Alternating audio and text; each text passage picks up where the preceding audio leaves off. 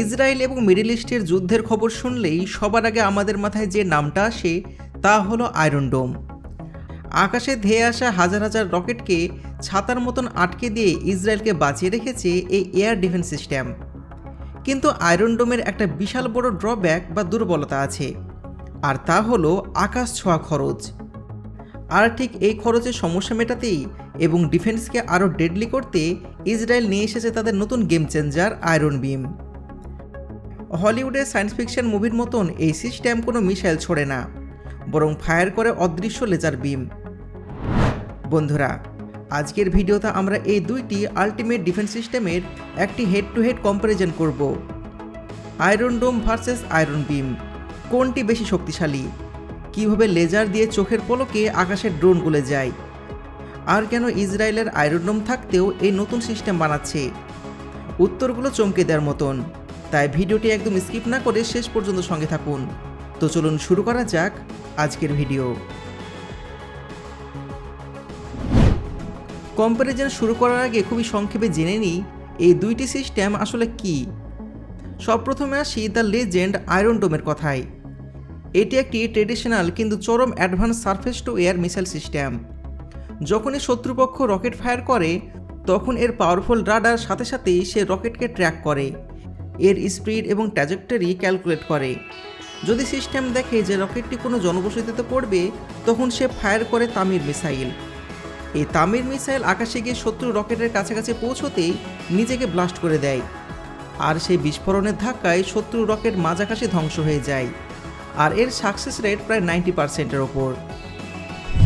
অন্যদিকে আয়রন বিম হলো একটা ডাইরেক্ট এনার্জি ওয়েপেন বা সোজা বাংলায় লেজার অস্ত্র। এটি 100 কিলোওয়াটের হাই পাওয়ার ফাইবার লেজার ব্যবহার করে। ভাবছেন লেজার দিয়ে কীভাবে ড্রোন ধ্বংস হয়? ব্যাপারটা ইন্টারেস্টিং। আয়রন বিম যখন ড্রোন বা মিসাইলকে টার্গেট করে তখন এটি আলোর গতিতে বা স্পিড অফ লাইটে লেজার ফায়ার করে।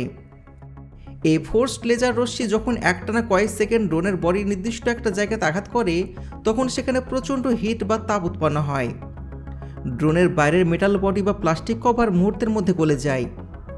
এরপর ভেতরে সার্কিট পড়ে যায় বা এক্সপ্লোজিভে আগুন লেগে সেটি মাঝ আকাশে টুকরো টুকরো হয়ে যায়। কোনো শব্দ নেই, কোনো ধোঁয়া নেই, জাস্ট সাইলেন্ট কিলার। এবার আসি সবচাইতে বড় পয়েন্ট, কস্ট বা খরচ। আর এখানে আয়রন বিম সবাইকে পেছনে ফেলে দিয়েছে। আয়রন ডোমের প্রতিটি তামিল মিসাইলের দাম প্রায় $40,000-50,000। অর্থাৎ শত্রুপক্ষ যদি মাত্র $500 একটা সস্তার ড্রোন পাঠায় সেটাও আটকাতে ইসরায়েলকে $50,000 খরচ করতে হয়। আর এটা কোনোভাবেই কস্ট এফেক্টিভ নয়। কিন্তু আয়রন বিমের ম্যাজিক এখানেই, লেজার ফায়ার করতে কোনো বারুদ লাগে না, শুধু ইলেকট্রিসিটি। তাই আয়রন বিম থেকে একবার লেজার শ্যুট করতে খরচ হয় মাত্র $2 থেকে $3। হ্যাঁ, ঠিকই শুনেছেন, মাত্র $2। মানে খরচের দিক থেকে আয়রন বিম হলো আনবিটেবল। আর একটা বড় পার্থক্য হলো অ্যামুনেশন বা ম্যাগাজিন সাইজ। আয়রন ডোমের লঞ্চারে 20টি করে মিসাইল থাকে, সেগুলো শেষ হয়ে গেলে আবার রিলোড করতে হয়। কিন্তু আয়রন বিমে কোনো লিমিট নেই। যতদিন পাওয়ার সাপ্লাই থাকবে ততদিন এটি আনলিমিটেড শট ফায়ার করতে পারবে। তাহলে কি আয়রন বিম আসার পর আয়রন ডোম বাতিল হয়ে যাবে? একদম নয়। কারণ লেজার ওয়েপেনের একটা বড় দুর্বলতা হলো ওয়েদার কন্ডিশন। আকাশে যদি মেঘ, বৃষ্টি, কুয়াশা বা ধুলো থাকে তবে লেজার রশ্মি স্ক্যাটার হয়ে যায়, অর্থাৎ ছড়িয়ে পড়ে, ফলে ড্রোনের গায়ে ফোকাস করতে পারে না।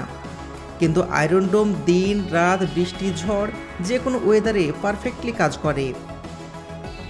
বন্ধুরা, সোজা কথায় বলতে গেলে কোনোটি একা স্বয়ংসম্পূর্ণ নয়। ইসরায়েল এই দুটো সিস্টেমকে একসাথে জুড়ে দিয়ে একটা মাল্টি লেয়ার ডিফেন্স সিস্টেম তৈরি করেছে। আকাশ পরিষ্কার থাকলে সস্তায় আয়রন বিম দিয়ে কাজ চালানো হচ্ছে, আর আবহাওয়া খারাপ থাকলে বা অনেক দূরে বড় মিসাইল ঠেকাতে আয়রন ডোমকে কাজে লাগানো হচ্ছে।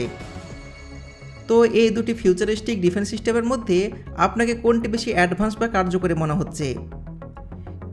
তবে এই আধুনিক সিস্টেম যতই বেশি অ্যাডভান্স হোক না কেন, যখন ইরান তাদের পাওয়ারফুল ব্যালিস্টিক মিসাইল উৎক্ষেপণ করবে তখন ইসরায়েল কোনোভাবেই সেটাকে রুখতে পারবে না। আমি তো ইরানের পক্ষে। আপনি কার পক্ষে? অবশ্যই কমেন্টে জানাবেন।